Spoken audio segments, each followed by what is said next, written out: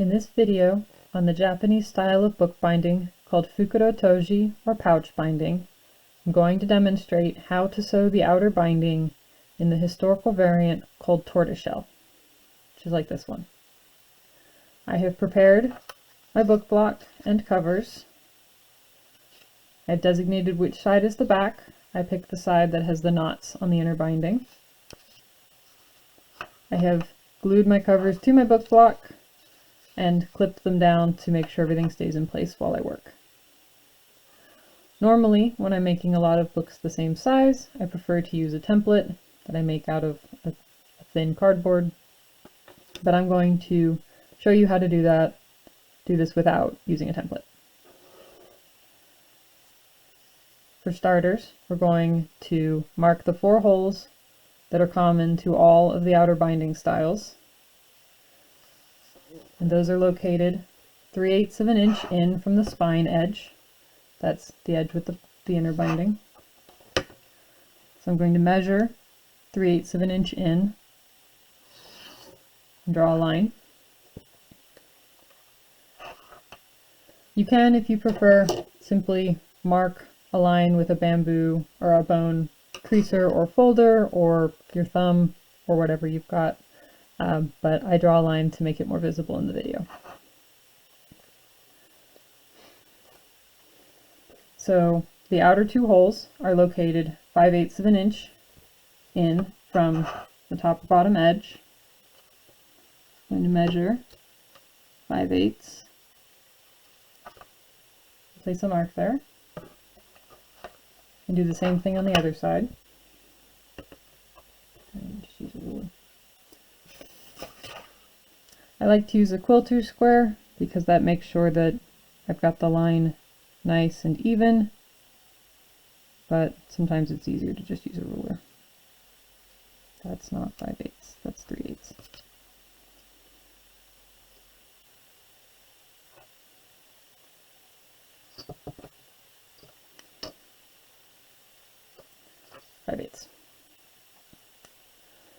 The next 2 holes I place 1 3/8 inches in from those 2 holes.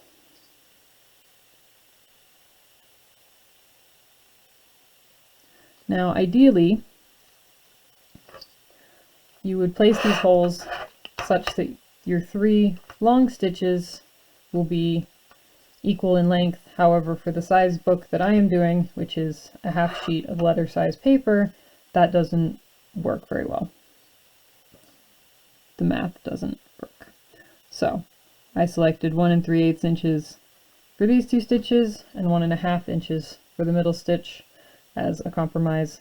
You can place them wherever you would like. You can just eyeball it if you want. You don't have to measure. So now we have the basic 4 holes. The next holes we're going to need are the ones that are unique to the tortoise-shell variant. And they are located 3/16 of an inch in from the spine. So I am going to make a little mark 3/16 of an inch in on either end that I'm going to use to place my ruler against. And I am making these marks where they will be hidden by the thread when I have sewn it. The holes for the tortoiseshell are located 1/4 of an inch to either side of the main stitch, or less if that suits you, or more. You do not have to do exactly the same thing I am doing. You can do whatever seems reasonable for you. I think 1/4 of an inch seems wide, so I'm going to do 3/16 for this one.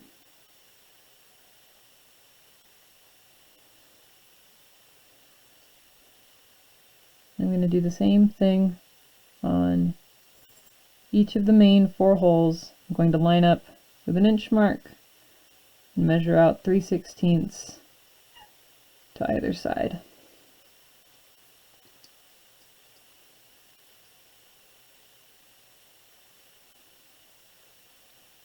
making sure that I've got my ruler lined up on the 3/16 marks that I made.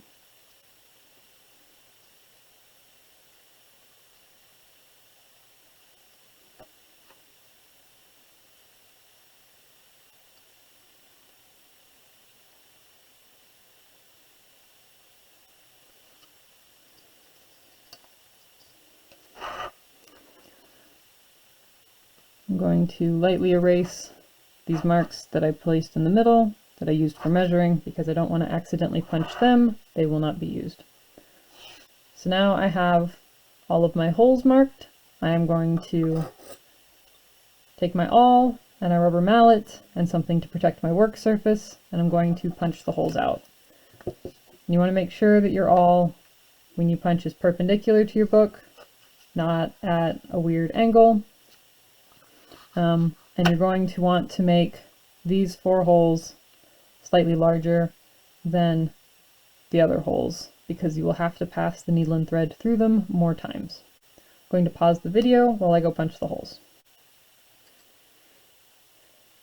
As always, after I have punched my holes, I like to take the awl, poke it through from the back side, just to make sure that the holes are punched all the way through. I have a tapered awl, so the deeper I push my awl, the wider the hole will be. You want the hole to be wide enough to easily pass the needle and thread through it without making it so wide that you have a gigantic hole.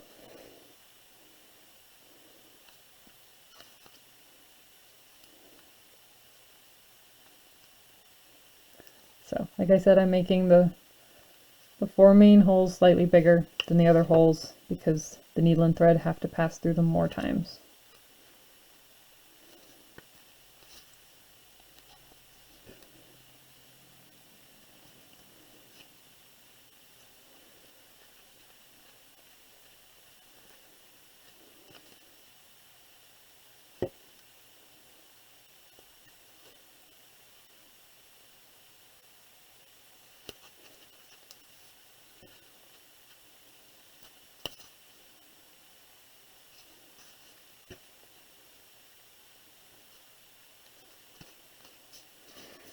Okay.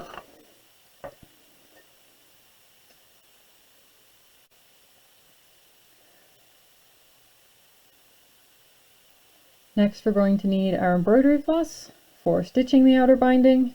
I tend to use cotton embroidery floss because it is easily available and comes in many fun colors, but silk would be a more appropriate material.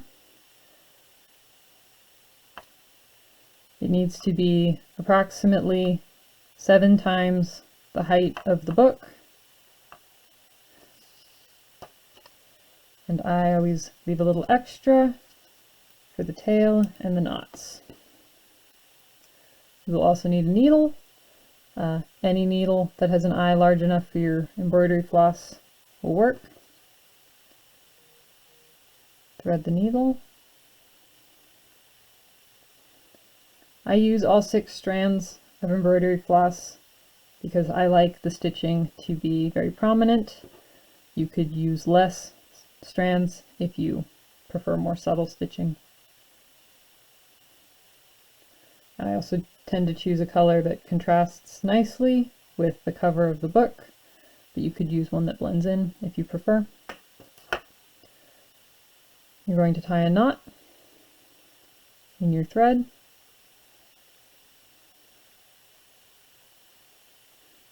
You want to make sure that the knot is slightly larger than the hole, because you do not want the knot to go through the hole, but you also do not want a gigantic knot that will leave a lump on the cover of your book. Trim the excess threads away from the end of the knot.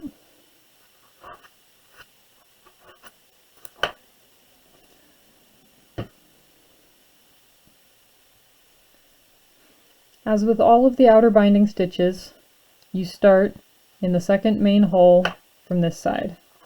You go in through the spine, anywhere really, and up through that far hole, make sure you're coming up through the right hole.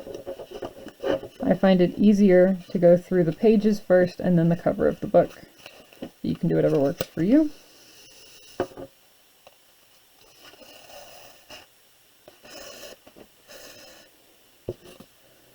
And you're going to bury the knot inside the spine, but not lined up with any of the holes, because you don't want to run into the knot when you're passing your needle through the holes. The first stitch is, as usual, wrapping the spine.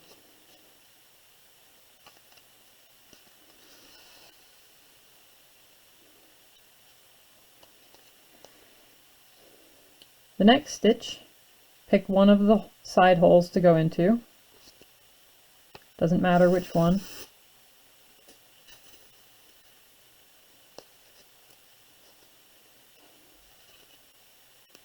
Looks like I caught the main thread a little bit.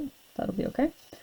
And then wrap the spine. So go through the hole again in the same direction, making a giant loop around the spine. And pull tight enough that it holds everything together well, not so tight that you're necessarily pinching the paper. And then we're going to go back into the main hole.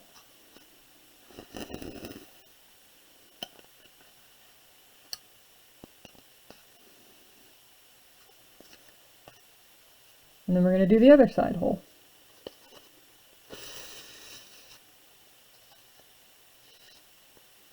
And wrap the spine. You can move your stitches around as needed. You want them perpendicular to the spine of the book. Back into the main hole.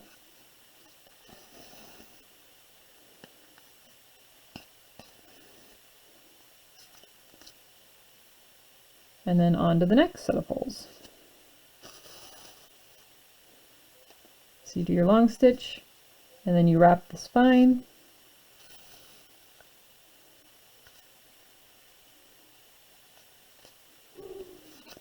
And then pick one of the holes to go into. I tend to be consistent, but you don't have to be. And then wrap the spine.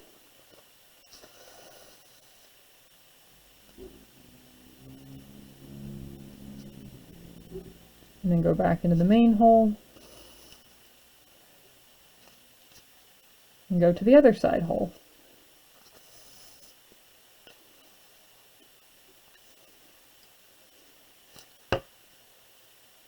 And wrap the spine.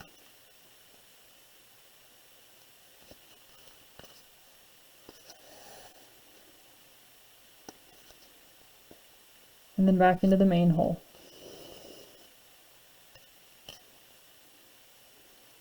And then we continue onward to the next set of holes. We wrap the spine. And because this hole is at the end of the book, we also wrap around the outer edge of the book.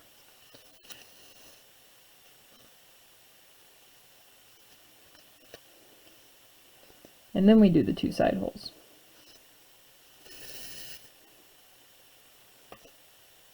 Wrap the spine.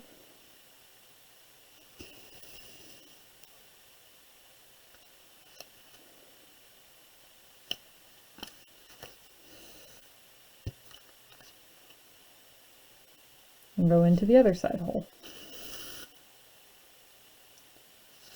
Wrap the spine.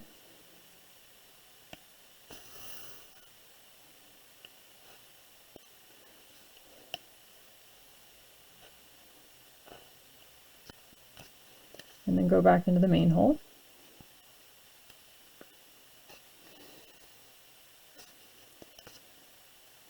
And then we're going to work our way back across the book to the other set of holes.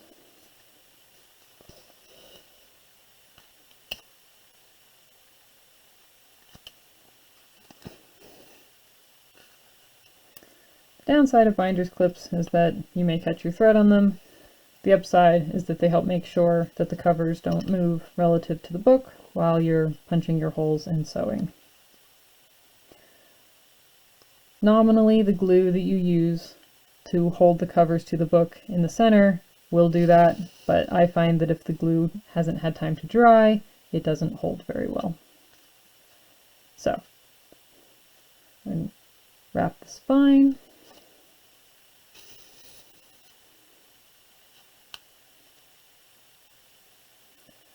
And then, since this is an end, we wrap the edge.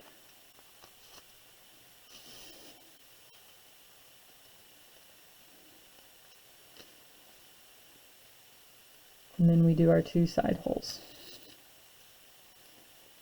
Wrap the spine.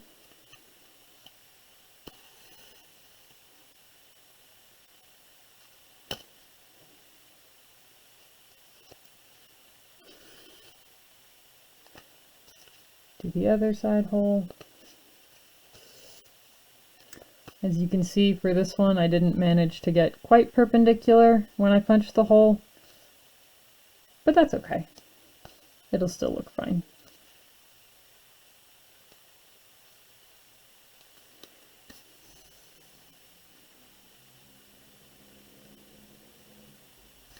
And it will still hold the book together just fine.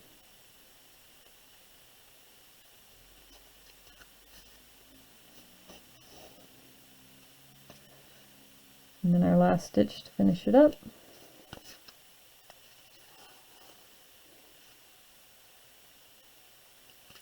Check to make sure we did them all and that everything is more or less straight. And then we're going to tie off same way we normally do. Going to go under 2 of the threads to form a loop and then go back through the loop.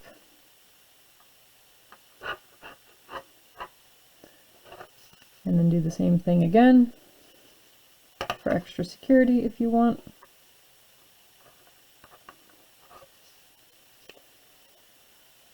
And then to finish off and hide the end of our thread, we're going to go back through this hole, but at an angle. And we're aiming to come out through the spine somewhere past the stitches. This one could be a bit difficult, and it may be helpful to use the back end of your bone folder or something to help you push the needle through.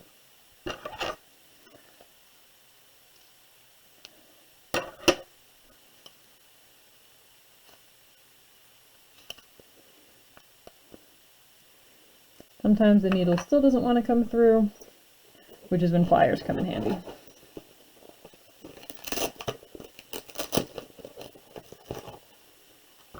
I keep a set of pliers near my workstation for just this purpose. Much easier.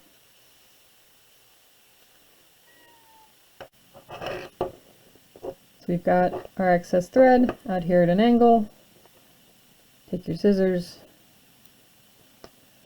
clip it off, take the extra thread from your needle, and then you're going to take a small amount of glue on the end of your needle. Just a little bit is fine.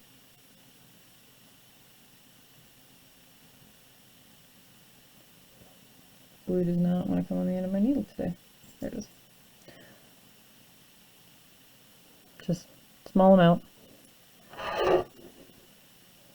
And you're going to gently push the end of your thread and the glue back into the spine. So you're hiding the end of your thread and gluing it in place so that it can't come out as easily and unravel your stitching. And then clean off your needle because you don't want to leave glue on it, and put it away somewhere safe.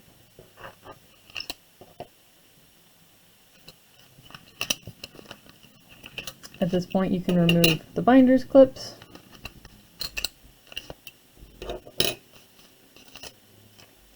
Because the stitching is done. The last thing to finish up the book is we have to finish gluing the covers down to the end pages. So you're going to take a little bit of your glue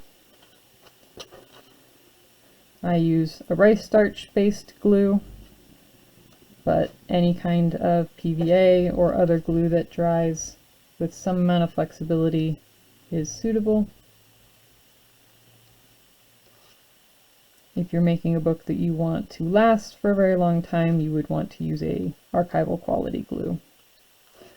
So apply your glue to this flap, fold it over on the front edge, and then just gently press your book down.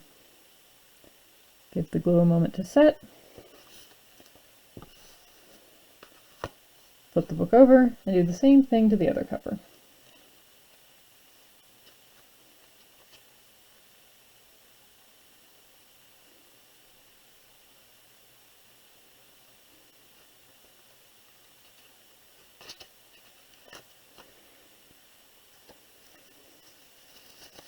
Press the book down, clean the excess glue off your workstation and off the cover of the book. I recommend using a piece of parchment paper placed in between the end sheets, each end sheet, and the rest of the book.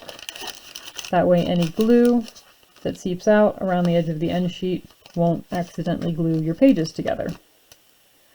Place the book in a press or under a stack of heavy books until the glue has dried, and then you're done, and you have sewn a book in the tortoiseshell historical variant of Fukuro-toji.